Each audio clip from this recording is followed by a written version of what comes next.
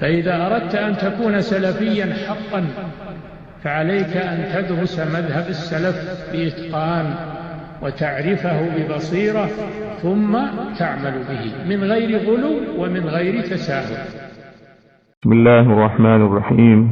الحمد لله رب العالمين، والصلاة والسلام على أشرف الأنبياء وإمام المرسلين نبينا محمد وعلى آله وصحبه أجمعين والتابعين لهم بإحسان إلى يوم الدين. أما بعد، فنسأل الله سبحانه وتعالى أن يمن علينا العلم النافع والعمل الصالح والإخلاص في العمل والتوفيق والسداد، إنه ولي ذلك والقادر عليه. Ndugu katika iman, baada ya kumhimidi Allah subhanahu wa ta'ala na kumtakia sala na salam Mtume Muhammad alayhi salatu wassalam, hatuna budi kumshukuru Allah subhanahu wa ta'ala ala ma manna alaina min an-ni'am al-kathira, yale ambayo Allah ametuneemesha katika neema nyingi. Miongoni mwa neema hizo ni neema ya kudiriki mwezi wa Ramadhan na kuweza kutekeleza zile khairati ambazo ziko ndani yake katika kufunga na kusimama usiku na kusoma Qur'an. Wa nasallallahu subhanahu wa ta'ala an yataqabbala siyamana wa qiyamana wa sadaqatina wa jami'a a'malina, innahu wali dhalika wal qadir alayhi. Ndugu zangu katika iman, hivi karibuni tulitangaziwa daura na ndugu zetu waliokuwepo katika mji wa Mombasa, harasaha Allah, walitangazia kwamba kutakuwa na daura katika mwezi huu wa Shawwal, dauratu al-Imam Muqbil ibn Hadi al-Wadi'i rahimahullah, daura ambayo itafanyika katika mji wa Mombasa katika mwezi wa Shawwal. Daura hiyo itafanyika katika mwezi wa Shawwal kama jadwali linavyoeleza. Daura itafanyika kuanzia siku ya Jumamosi Shawwal 16 mwaka 1447 mpaka siku ya Alhamisi ya Shawwal 21 mwaka 1447, ambayo inawafikiana sambamba na tarehe 4 katika mwezi wa Aprili mwaka 2026 mpaka tarehe 9 mwezi wa Aprili mwaka 2026. Baada ya ndugu zetu hawa wabora hafidhahumullahu ta'ala wa ra'ahum kututangazia daura hii, akatokezea qati'u tariq mmoja na kuanza kutahadharisha daura hii. Na hii ndio ada yao hawa qata'u turuq, wanapoona mambo ya kheri ni lazima waingie na kuzuia kheri zile, hasa wakiziona kheri zile ziko kwa ikhwa as-salafiyin. Kwa hiyo akazuka bwana mmoja ambaye anaitwa Abdullah Humeidi Dilele, hadana Allah wa iyah, na akaja na maneno ya kutahadharisha daura hii, na akazungumza kwa kujigamba kwamba yeye atazungumza na endapo atakapotokea mtu yoyote kumjibu atarudi tena kuzungumza. Baada ya maneno haya kuzungumza, najua kutazungumzwa mengi, na yakizungumzwa mengi wakati huu ndio tutahitajika kuzungumza mengi, lakini kwa sasa tutazungumza haya tu kwa ajili ya hili jambo lililo mbele yetu. Sasa sisi tunamkaribisha. Baada ya maneno haya kuzungumza, najua kutazungumzwa mengi, na yakizungumzwa mengi wakati huu ndio tutahitajika kuzungumza mengi, na yakizungumzwa mengi wakati huu ndio tutahitajika kuzungumza mengi, na yakizungumzwa mengi wakati huu ndio tutahitajika kuzungumza mengi. Tunamkaribisha, tunamwambia marhaban bih, arudi tena kuzungumza baada ya haya ambayo sisi tutazungumza. Na sisi tuna mengi ya kuzungumza kuhusu wao, tuna mengi ya kuzungumza kuhusu wao. In adhkurahum adhkuru ujurahum wa bujurahum. Sisi tukizungumza tutazungumza yao yote, makubwa na madogo. Sasa yeye ajiandae kama yuko tayari kuingia kwenye haya mapambano, tunamwambia marhaban bih, na sisi tuko tayari wakati wowote. Kwa hiyo hapa tumeanzia mwanzo, na majibu yake bwana huyu ambayo tutakayomjibu Abdullah Humeidi Dilele hadana Allah wa iyah, yatakuwa ni silsila yenye muendelezo. Kwa hiyo tutafanya leo na kesho na kesho kutwa mpaka pale ambapo jambo hili litakapokuwa limebainika, kashamsu fi rabi'ati an-nahar, mpaka pale litakapokuwa limebainika jambo hili kashamsi fi rabi'ati an-nahar.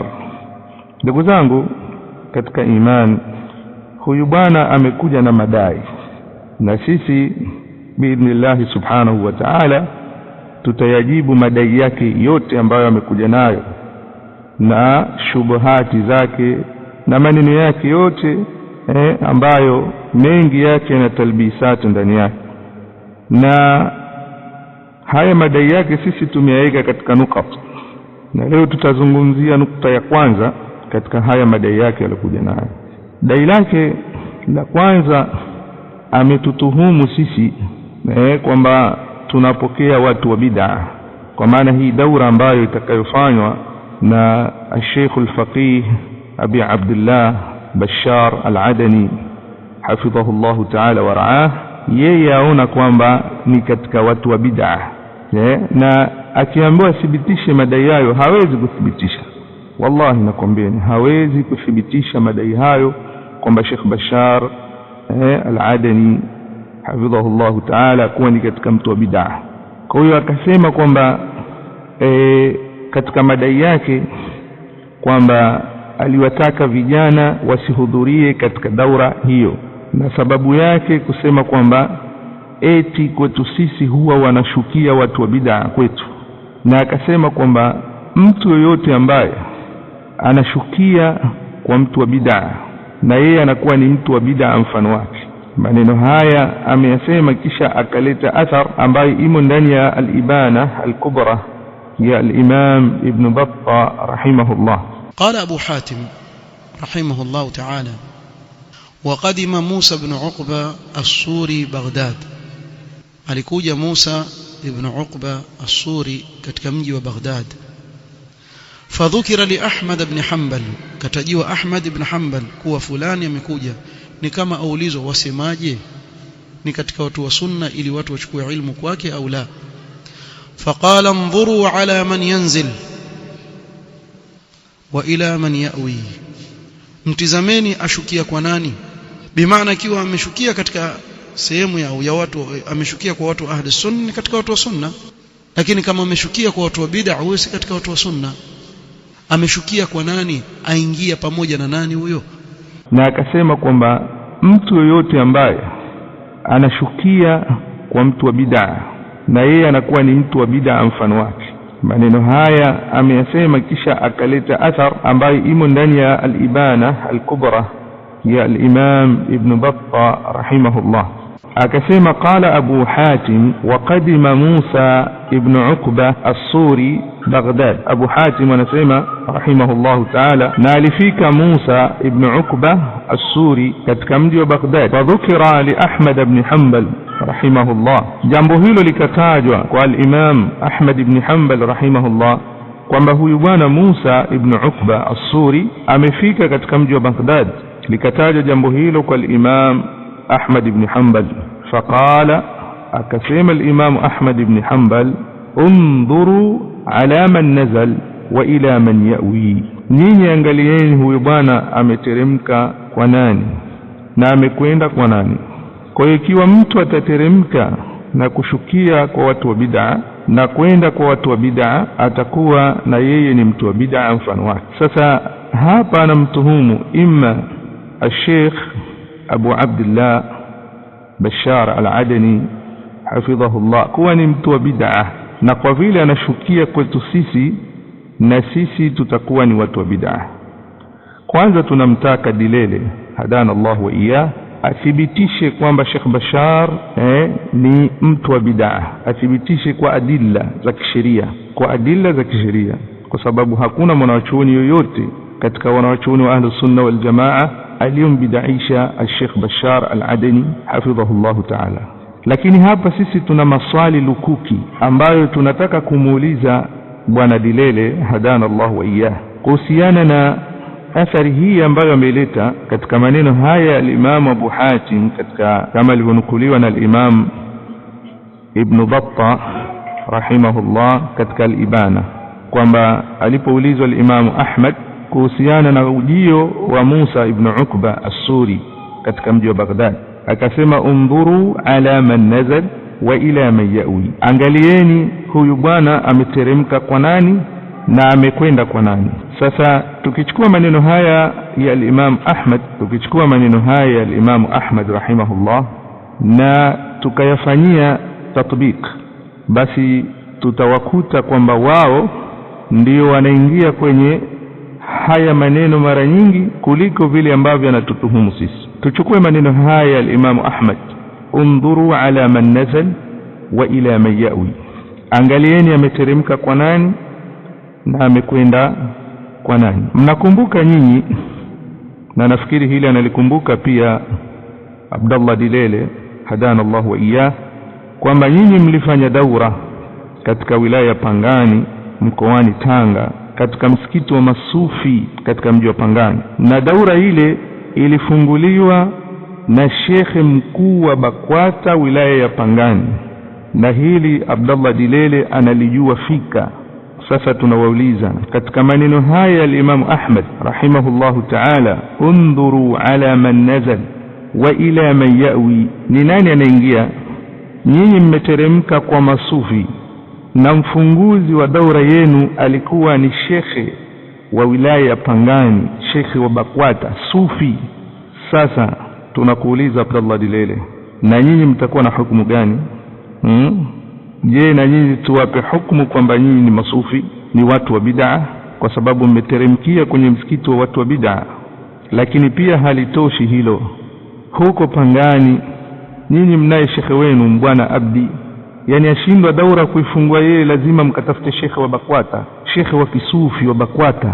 Yani masalafi mmeketishwa chini, anayezungumza pale ni shekhe wa BAKWATA, na mmeteremkia kwenye msikiti wa kisufi wa BAKWATA, msikiti ule wa msikiti mkuu pale wa BAKWATA pale Pangani. Sasa unasemaje katika maneno haya al-Imam Ahmad, undhuru ala man nazal wa ila man yawi? Nyinyi tukuwekeni katika fungu gani kwenye maneno haya? Lakini ukiacha hilo, Abdullah Dilele, shekhe wenu Kasim Mafuta Kasim hadana Allah wa iyah, alikwenda kuzungumza katika redio ya kisufi katika mkoa wa Iringa kule, redio Kiblatain. Alikwenda kuzungumza redio hii ya kisufi. Sasa naye tumpe hukumu gani katika maneno haya? Tumpe hukumu gani? Undhur ila man nazal wa ila man yawi, na yeye je tumwambie ni katika sufia au tumpe hukumu gani? Lakini mashekhe zenu kama vile shekhe wenu Mujahid walikuwa wakienda kule Markazul Furqan kwa Sheikh Juma Poli, na hakuna ambaye ana wasiwasi kuhusiana na uhizbia wa Juma Poli. Ni mtu ambaye ana maneno machafu sana dhidi ya masalafi, ana uadui mkubwa dhidi ya da'wa salafia. Lakini mashekhe zenu walikuwa wakienda kule kina Mujahid, na tena walikuwa wanasema hawawezi kuachana na Markazul Furqan.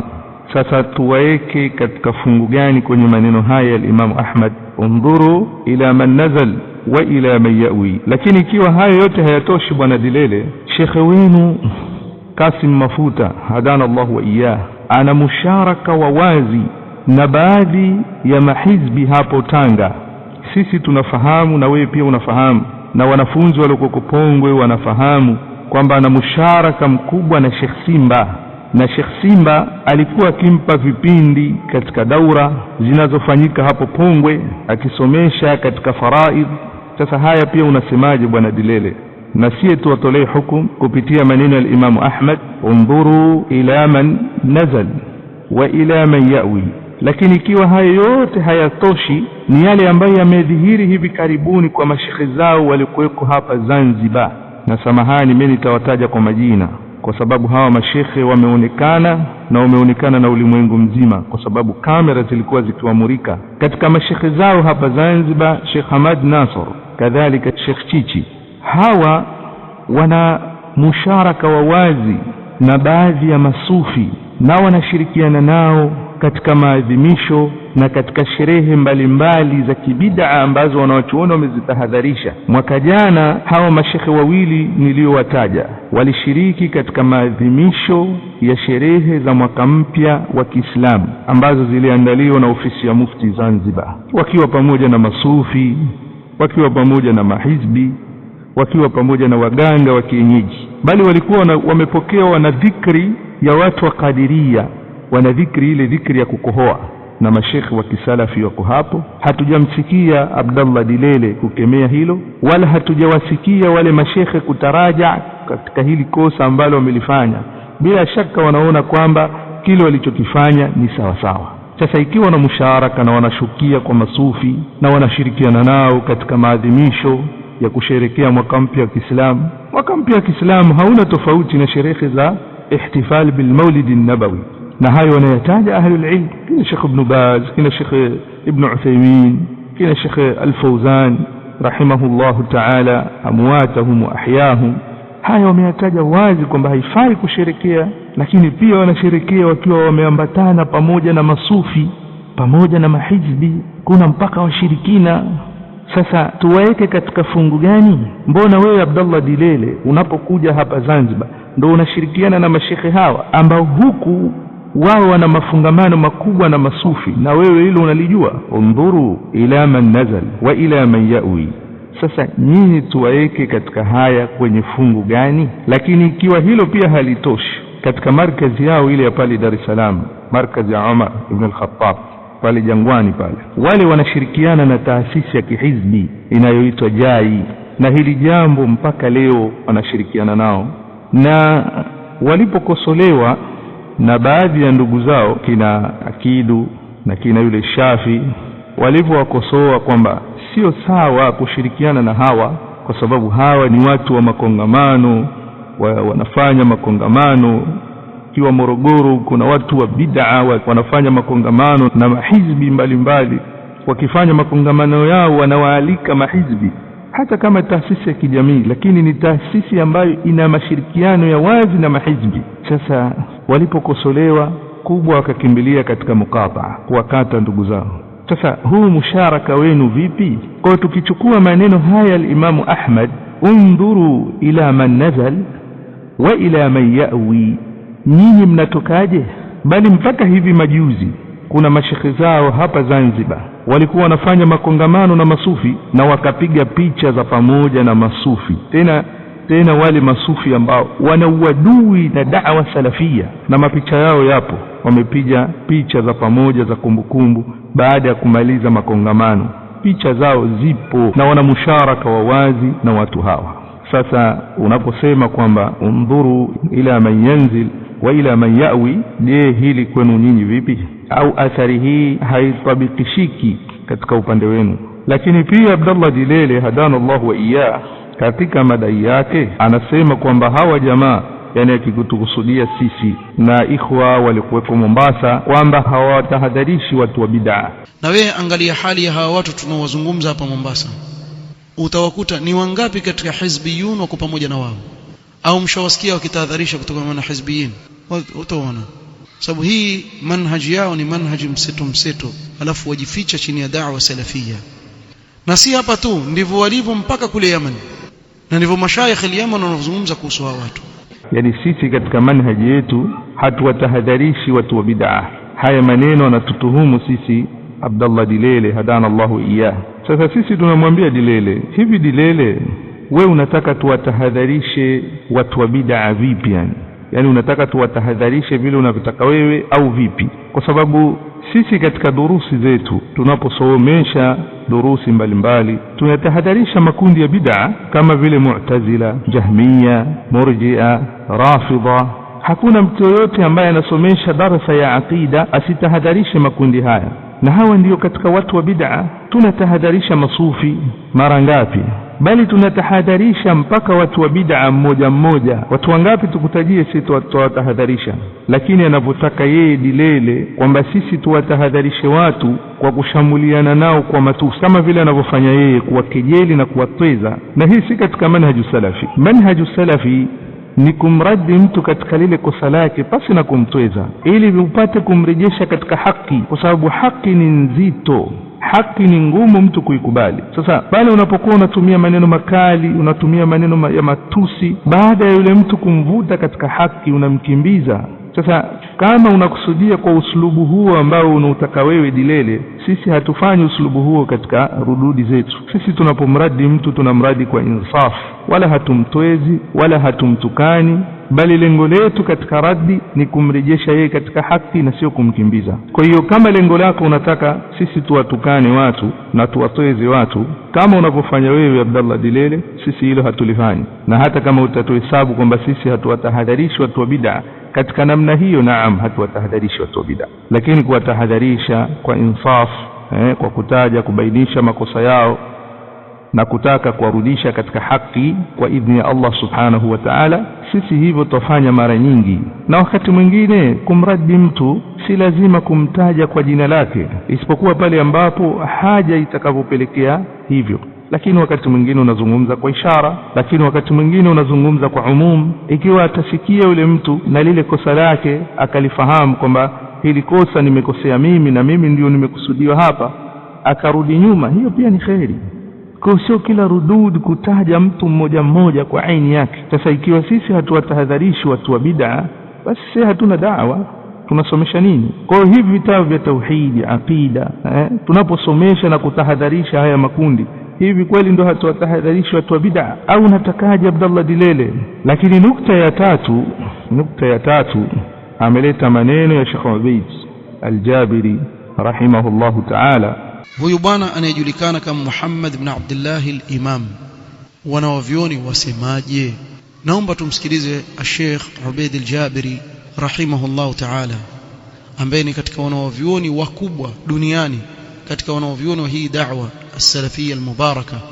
Alipokuwa mzungumza huyu Muhammad al-Imam, ambaye ni mmoja katika wale watakaotoa kalima zile iftitahia kama ilivyoandikwa, asemaje? Sasa sisi wanafunzi turejea kwa wanawavyoni wetu, tumuulize Sheikh Ubayd al-Jabiri, Muhammad al-Imam nani? أقول محمد الإمام مبتدع ضال حتى يتوب عن هذه الوثيقة الظالمة ويتبرأ إلى الله منها.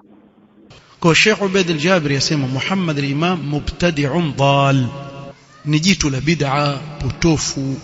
Haya si maneno yangu, ni maneno ya al-Allama Ubayd al-Jabiri rahimahullahu ta'ala. Kwa huyu ambaye washirikiana naye hawa mabwana ni mubtadi'un dhal. Nukta ya tatu ameleta maneno ya Sheikh Ubayd al-Jabiri rahimahullahu ta'ala kuhusiana na tahadhiri ambayo ameitoa kwa Sheikh Muhammad al-Imam aliposema Muhammad al-Imam mubtadi'un dhal hatta yatuba 'anil wathiqa, kwamba Sheikh Ubayd al-Jabiri rahmatullahi ta'ala alayhi unafahamika msimamo wake katika kadhia hii ya Sheikh Muhammad ibn Abdullah al-Imam. Sisi tumeshabainisha mara nyingi kwamba Sheikh Muhammad al-Imam katika kusaini kwake ule wathiqa hakuwa yeye mwenye kuitakidi yale ambayo yamo ndani ya wathiqa, na ndio tukawaambia siku zote tunawaambia kwamba asli ya mzozo huu sio wathiqa, kwa sababu Sheikh Muhammad ibn Hadi hafidhahullahu ta'ala wa ra'ah, yeye mwenyewe hakubaliani na huu wathiqa, na hayo kwa maneno yake mwenyewe aliyosema aliposema nahnu na'lam anna fil wathiqati sharran lakin dafa'na sharran minhu, sisi tunafahamu kwamba ndani ya wathiqa kuna shar, lakini tumezuia shari